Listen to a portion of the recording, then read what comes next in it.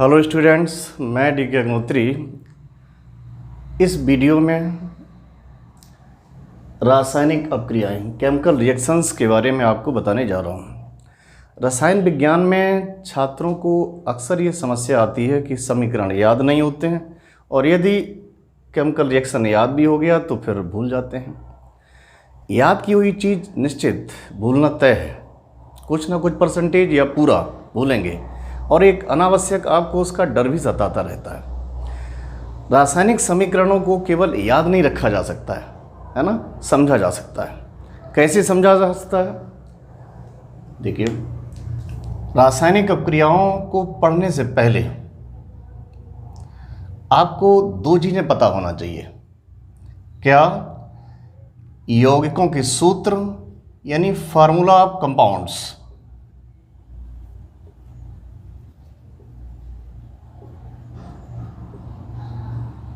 और यौगिकों के नाम, नेम ऑफ कंपाउंड्स। ये दोनों चीज़ें आप कैसे तैयार करेंगे, इसके लिए मेरा पहला video naming of inorganic compound, उसमें मैंने इन सब का पूरा जिक्र किया है। फार्मूला भी आप बना सकते हैं, लर्न नहीं करना है। नेम ऑफ कंपाउंड्स, आप कंपाउंड्स के नाम भी सीख सकते हैं, वो भी लर्न नहीं करना है। और अगर आप ये दो चीज़ें क्लियर कर लेते हैं तो कम से कम केमिकल रिएक्शन में आपने आधी प्रॉब्लम को सॉल्व कर लिया है ना। तो इसके लिए आप नेमिंग ऑफ इनऑर्गेनिक कंपाउंड्स, आप हमारा पहला वीडियो देखें, बिल्कुल क्लियर होगा। कंपाउंड्स का नाम और फार्मूला जानने के लिए मैंने उसमें कुछ आयंस के फार्मूले और नाम विद बैलेंस ही दिया हुआ है ना। आप उसको देखेंगे जरूर समझ में आएगा। ओके, तो चलते हैं हम लोग रासायनिक अपक्रियाओं के बारे में जानने के लिए। सबसे पहले रासायनिक अपक्रिया क्या है केमिकल रिएक्शन, है ना। केमिकल रिएक्शन का मतलब अभिक्रिया के दौरान अभिकारक के बंधों का टूटना, यानी पुराने बंधों का टूटना, नए बंधों का बनना। बस केमिकल रिएक्शन में इतना ही तो होता है। इनऑर्गेनिक केमिस्ट्री में आपको कौन कौन से रिएक्शन पढ़ने होते हैं? जो सबसे ज़्यादा है ना, उभय अपघटन अपक्रियाएं। उभय अपघटन,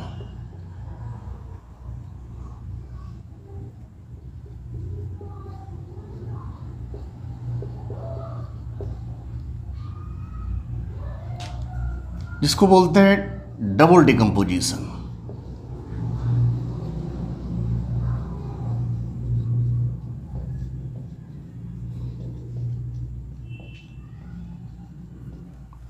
इसको आयन विनिमय अपक्रियाएं भी कहते हैं, आयन एक्सचेंज रिएक्शंस, है ना। सबसे ज़्यादा इनका यूज होता है। नेक्स्ट, अपघटन अपक्रियाएं।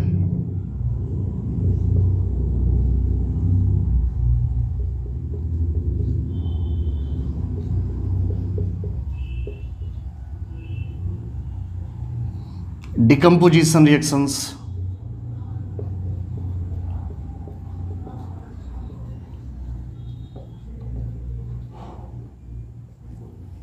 नेक्स्ट,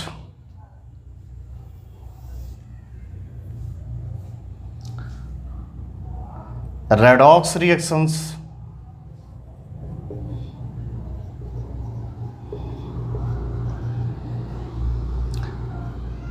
रेडॉक्स अपक्रियाएं, इसमें टू टाइप के रिएक्शन मिलेंगे आपको। ऑक्सीकरण अपक्रियाएं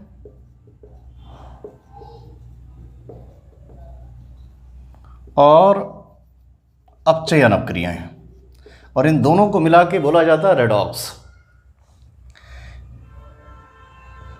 सबसे ज्यादा यूज होने वाले रिएक्शन है ये, है ना। उभय अपघटन, जिसको आयन विनिमय अपक्रियाएं भी कहते हैं, अपघटन अपक्रियाएं, रेडॉक्स रिएक्शंस जिसमें ऑक्सीडेशन होगा, रिडक्शन होगा। नेक्स्ट है इसके अलावा योगात्मक अपक्रियाएं।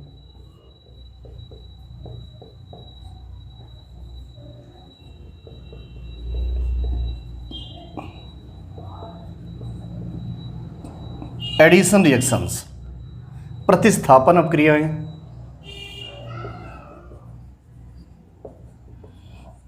एडिशन रिएक्शंस,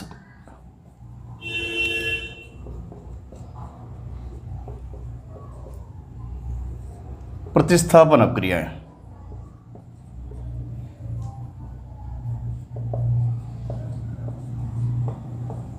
ऐसे बहुत सारे रिएक्शंस आते हैं, है ना, बट इनमें बहुत सबसे ज़्यादा यूज होने वाला रिएक्शन उभय अपघटन, अपघटन, रेडॉक्स, है ना। तो सबसे पहले हम डिस्कस करेंगे उभय अपघटन अपक्रियाओं के बारे में।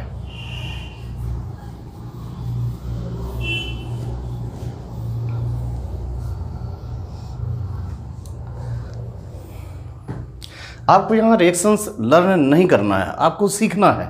और सीखने के लिए मैंने कहा ना, सबसे पहले name of compounds and formula of compounds, ये दो चीज़ें अगर आपको क्लियर हैं तो ये रिएक्शन समझ ही जाएंगे, है ना। और ये दो चीज़ें जानने के लिए मैंने आपसे कहा नेमिंग ऑफ इनऑर्गेनिक कंपाउंड्स का हमारा वीडियो देखें, उसमें आपको ये सारी प्रॉब्लम सॉल्व मिलेंगी। अपघटन अपक्रियाएं, यानी सॉरी उभय अपघटन। उभय अपघटन क्या होता है, सबसे पहले हम लोग ये जानें। इसके लिए इसको मैंने आयन विनिमय अपक्रिया भी कहा, है ना। उभय माने दो, अपघटन माने टूटना, यानी ये वो रिएक्शंस होंगे जहाँ पर अपक्रिया में भाग लेने वाले दो पदार्थ अपक्रिया के दौरान विखंडित होंगे और उनके आयनों के अदला बदली होगी, विनिमय, एक्सचेंज, अदला बदली, है ना। कैसा, देखिए इस टाइप का, for example AB plus XY, ये दो कंपाउंड्स मैंने लिए हुए हैं, AB XY। अब AB ब्रेक होता है A प्लस B माइनस में, XY ब्रेक होता है X प्लस Y माइनस में। और मैंने यहाँ क्या बोला है, इस अपक्रिया के दौरान आयनों की अदला बदली होगी, exchange of ions. A plus इसके साथ नेगेटिव आयन क्या है B, बट आफ्टर रिएक्शन क्या होगा इसके साथ Y, AY। यहाँ X प्लस के साथ Y नेगेटिव आयन, दूसरा आफ्टर रिएक्शन कौन ऐड होगा, B, है ना। अब देखिए इस रिएक्शन में जो आपको प्रोडक्ट मिले वो उभय अपघटन के द्वारा AYXB, है ना, केवल आयनों की अदला बदली ही तो हुई। तो ये क्लियर हुआ ना, उभय अपघटन अपक्रियाएं, अर्थात वे अपक्रियाएं जिनमें अपक्रिया के दौरान अभिकारक पदार्थों के आयनों की अदला बदली होती है। ओके, तो डबल डिकम्पोजिशन क्या होता है ये क्लियर हुआ। चलिए अब चलते हैं डबल डिकम्पोजिशन रिएक्शंस पर।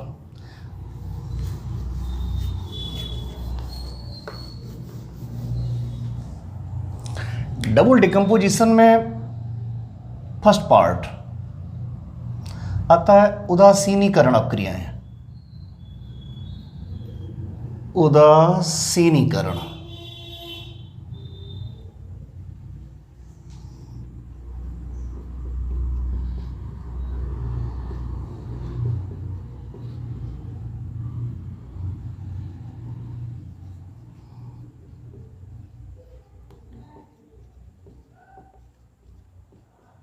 Neutralisation reactions.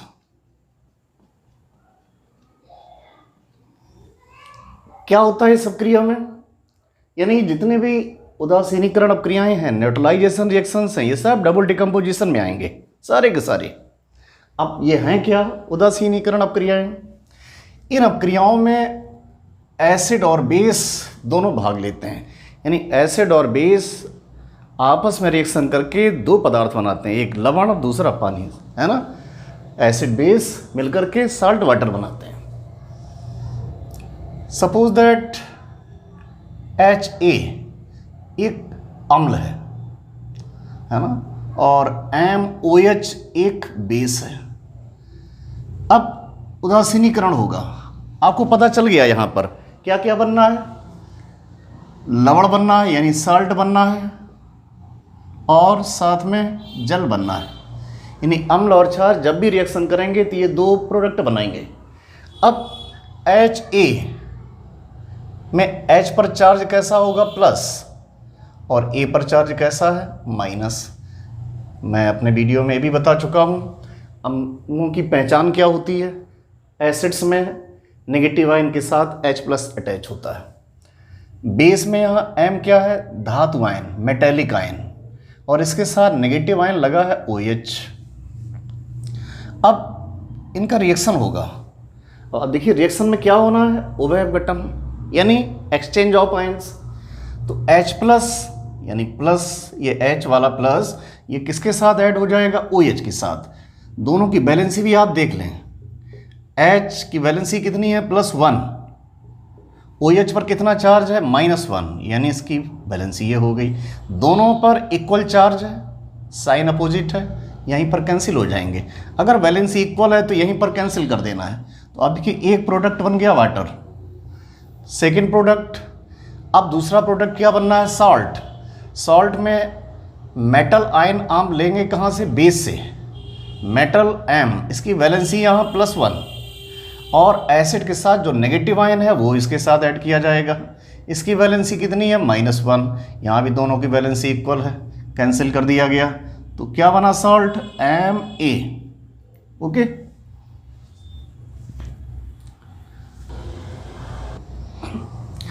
तो क्लियर हुआ ना। उदासीनीकरण यानी वे अपक्रियाएं जिनमें अम्ल और क्षार मिलकर लवण और पानी बनाते हैं, उदासीनीकरण अपक्रियाएं कहलाती हैं। और कैसे बनना है ना, जब आप सॉल्ट बनाएंगे, सॉल्ट बनाने में बेस से मेटल आयन लेना है और एसिड से नेगेटिव आयन लेना है। दोनों की वैलेंसी का क्रॉस मल्टीप्लाई करना है, और अगर दोनों की वैलेंसी इक्वल है तो कैंसिल कर देना है ना। यहाँ पर क्या प्रोडक्ट मिलेंगे, HCl + NaOH। अब देखिए HOH, तो एक प्रोडक्ट वाटर कन्फर्म है न्यूट्रलाइजेशन रिएक्शन में, दूसरा प्रोडक्ट सॉल्ट ही होगा। सॉल्ट कैसे बनेगा, बेस NaOH, यहाँ पर Na+, Cl-, NaCl, H2SO4, KOH। अब देखिए यहाँ पर एसिड H2SO4, बेस KOH, तो OH और H एक प्रोडक्ट वाटर होगा, दूसरा प्रोडक्ट सॉल्ट होगा। सॉल्ट में बेस से आपको मेटल लेना है, मेटल यहाँ K, वैलेंसी 1 यानी चार्ज +1, और सल्फेट पर चार्ज होता है -2 यानी वैलेंसी 2 हो गई। इनका दोनों की वैलेंसी डिफरेंट है, तो आपको क्रॉस मल्टीप्लाई करना होगा। तो क्या प्रोडक्ट मिला, K2SO4। आप इसको बैलेंस कर सकते हैं बाद में। ओके, तो जितने भी न्यूट्रलाइजेशन के रिएक्शन होंगे ये सारे के सारे डबल डिकम्पोजिशन होंगे, उभयघटन होंगे, है ना। तो इसमें बहुत सारे रिएक्शन मिलेंगे। यहाँ पर एक और बात बता दूँ आपको कि जो न्यूट्रलाइजेशन के रिएक्शन होते हैं, यानी जब एसिड और बेस दोनों रिएक्शन करके सॉल्ट वाटर बनाते हैं, तो यहाँ पर हीट भी रिलीज होती है, ऊष्मा भी निकलती है ना। अर्थात ये सारे रिएक्शन कैसे होते हैं, ऊष्मा छेपी। कोई भी एसिड जब बेस से रिएक्शन करेगा यानी न्यूट्रलाइजेशन होगा, उदासीनीकरण होगा, तो वो रिएक्शन एक्सोथर्मिक ही होगा, है ना। यहाँ पर हीट रिलीज होगी। आप पढ़ेंगे इसको केमिकल इक्विलिब्रियम में, या जो 11th के स्टूडेंट्स 12th में हैं वो 11th में पढ़ चुके होंगे, है ना, कि ये हीट रिलीज होती है। 10th में भी कुछ जगह जिक्र आया इसका, है ना। ये सभी एक्सोथर्मिक रिएक्शन होंगे। तो फर्स्ट पॉइंट क्लियर हुआ, सारे न्यूट्रलाइजेशन रिएक्शन कैसे होंगे, डबल डिकम्पोजिशन। यहाँ पर एक चीज़ और बता दूँ कि जैसे मैंने ये प्रोडक्ट बनाया K2SO4H2O, यहाँ पर इस एसिड में 2H है ना, ये डाइबेसिक एसिड है। ऐसा भी हो सकता है कि यहाँ पर एक ही बार में एक H केवल एक बार में रिप्लेस हो, एक बार में केवल एक H रिप्लेस हो, है ना। तब प्रोडक्ट क्या होगा, H2SO4KOH। अब देखिए एक H यहाँ से ऐड कर दिया OH के साथ, तो प्रोडक्ट मिला वाटर। फिर यहाँ बचा क्या मेरे पास, HSO4। एक्चुअली में H2SO4 इस तरह से डिकम्पोज होता है, H plus AHSO4 minus AHSO4 minus H plus SO4, यानी ये 2 टाइप के नेगेटिव आयन बनाता है ना, हाइड्रोजन सल्फेट और सल्फेट। तो यहाँ पर 2 टाइप के सॉल्ट भी मिल सकते हैं आपको, 2 टाइप के सॉल्ट भी मिल सकते हैं। क्या, KHSO4, है ना, इसके बाद KHSO4 फिर KOH के साथ रिएक्ट करेगा। तो अब क्या हुआ, OH और H, फिर यहाँ बना लिया वाटर। और नेक्स्ट प्रोडक्ट क्या होगा, यहाँ पर बेस मेटल के है, वैलेंसी कितना है इसका, वैलेंसी कितना है 1, और यहाँ से आप SO4 ले लीजिएगा, valency 2, cross multiply K2SO4। Okay, ये फर्स्ट पॉइंट क्लियर हुआ। अब इसके बाद चलते हैं सेकेंड पॉइंट पर।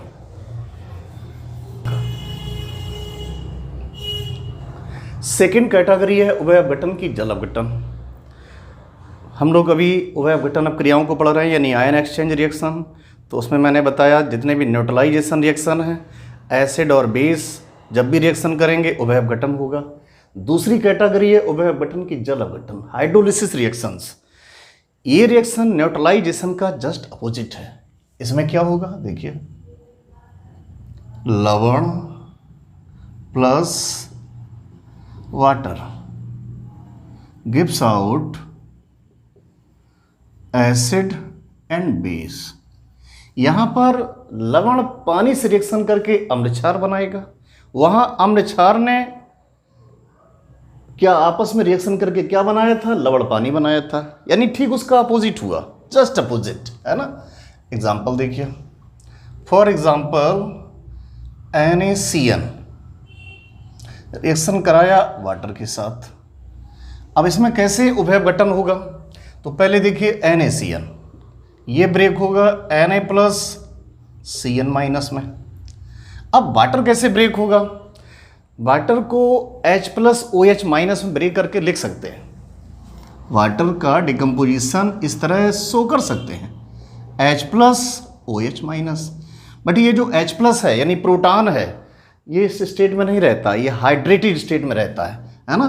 तो इसलिए इसको इस तरह भी लिख दिया जाता है H3O plus hydronium ion, H plus water के साथ संयुक्त हो जाएगा, जुड़ जाएगा तो H3O बना लेगा, है ना।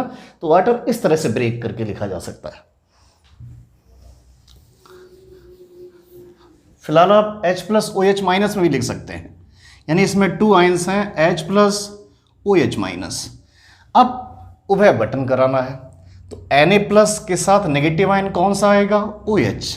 अब देखिए दोनों की वैलेंसी यानी दोनों का चार्ज इक्वल है, तो अब यहीं पर इनको कैंसिल कर दीजिए, क्या मिला NaOH।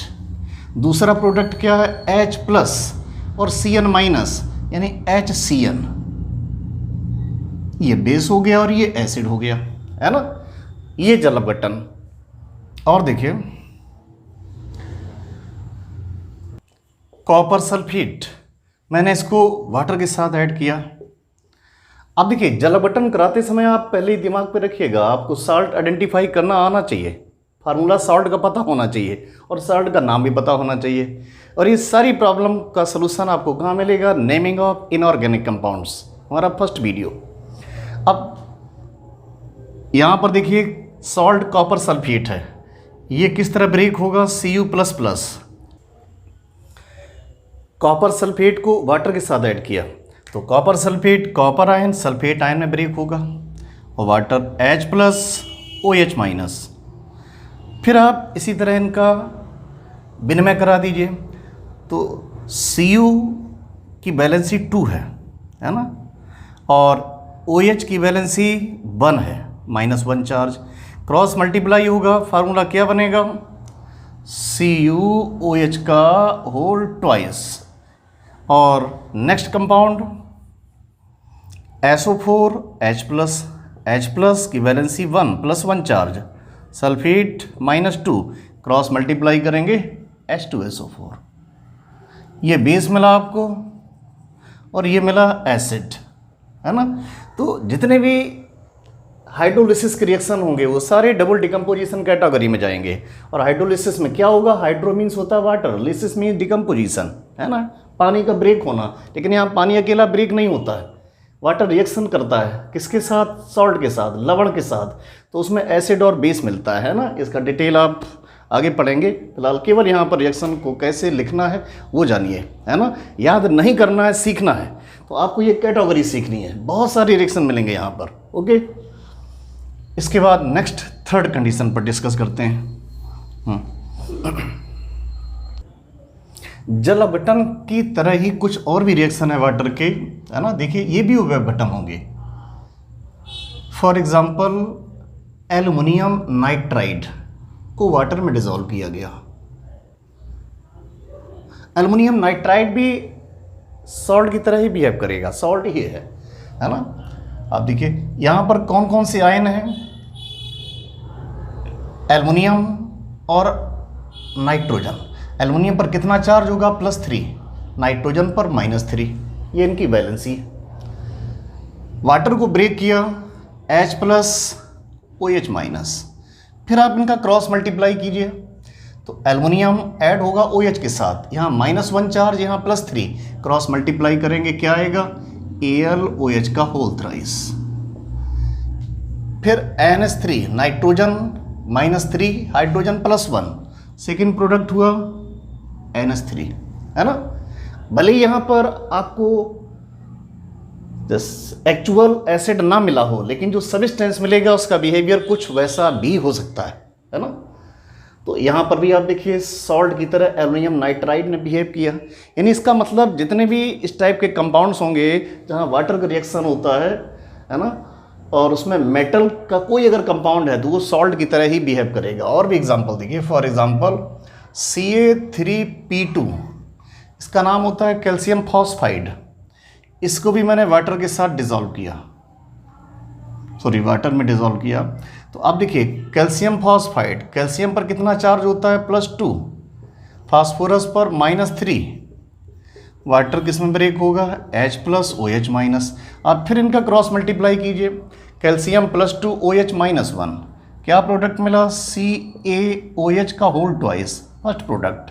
सेकंड क्या होगा, -3 + 1 PS3, ये सेकेंड प्रोडक्ट रहा। ओके, तो जितने भी हाइड्रोलिसिस के रिएक्शन थे इससे पहले, जिसमें सॉल्ट वाटर के साथ रिएक्शन करेगा, एक्चुअली में ये भी सॉल्ट की तरह ही बिहेव करेंगे, यानी धातुओं के अधातुओं के साथ जो यौगिक होंगे, है ना। यानी जल अपघटन में आप दो कंडीशन लेके चलें, एक तो पीछे मैंने सॉल्ट के साथ वाटर बोला, दूसरा धातुओं के अधातुओं के साथ बने यौगिक जब वाटर के साथ रिएक्शन करेंगे, है ना, तो इनका बिहेवियर भी वैसा ही होगा जल अपघटन की तरह। ओके, नेक्स्ट थर्ड कंडीशन है उभय अपघटन के लिए, सोडियम कार्बोनेट, है ना।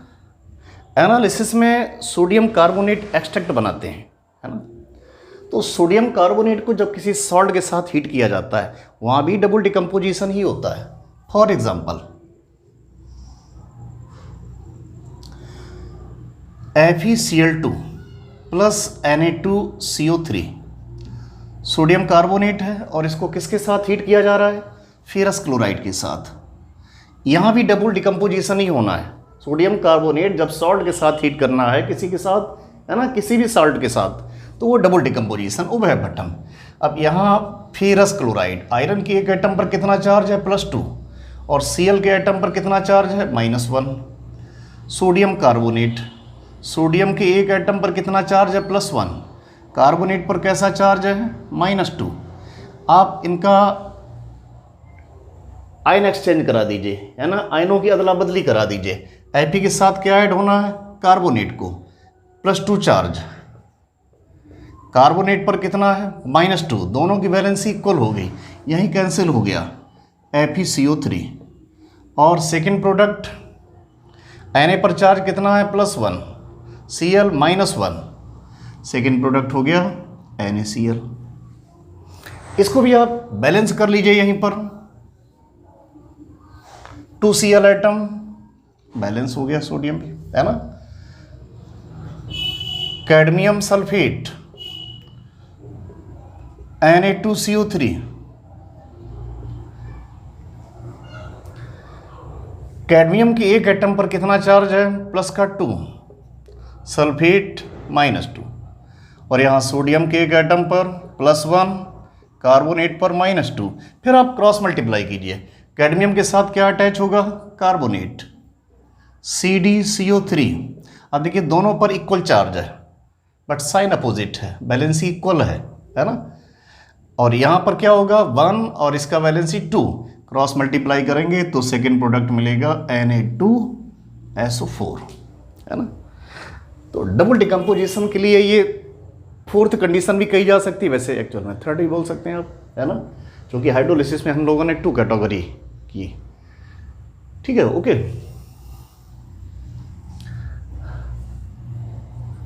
Barium sulphate plus sodium carbonate heat करेंगे, क्या मिलेगा? BaCO3 plus Na2SO4। यानी सोडियम कार्बोनेट के साथ जब आप किसी सॉल्ट को हीट करेंगे तो आपको एक कार्बोनेट मिलेगा और सेकंड जो प्रोडक्ट होगा, है ना, वो भी कोई एक सॉल्ट होगा। ओके, तो ये डबल डिकम्पोजिशन। तो आप यहाँ पर एक एक रिएक्शन नहीं लर्न करेंगे, जैसा मैं आपको बता रहा हूँ, आप इसकी कैटेगरी को सीखेंगे, है ना, कि डबल डिकम्पोजिशन क्या है और इसमें किस किस टाइप के रिएक्शन आते हैं। अब देखेंगे कुछ ही दिन में आपका रिएक्शन से जो डर है वो पूरी तरह निकल जाएगा, बिल्कुल ही निकल जाएगा, क्योंकि आपने लर्न नहीं किया है। और अगर लर्न नहीं किया है तो इसमें भूलने की गुंजाइश है ही नहीं, है ना। और जो आप लर्न करेंगे वो रॉ मटेरियल होगा, वो आपको रखना पड़ेगा, यानी फार्मूले कैसे बनाएं, नाम कैसे याद रखें। ओके, तो अगर आपको ये मेरा वीडियो पसंद आए तो आप प्लीज़ लाइक करें, शेयर करें, सब्सक्राइब करें, जिससे मैं आपके सामने और भी इसी तरह के अच्छे वीडियो ला सकूं। Okay, thank you.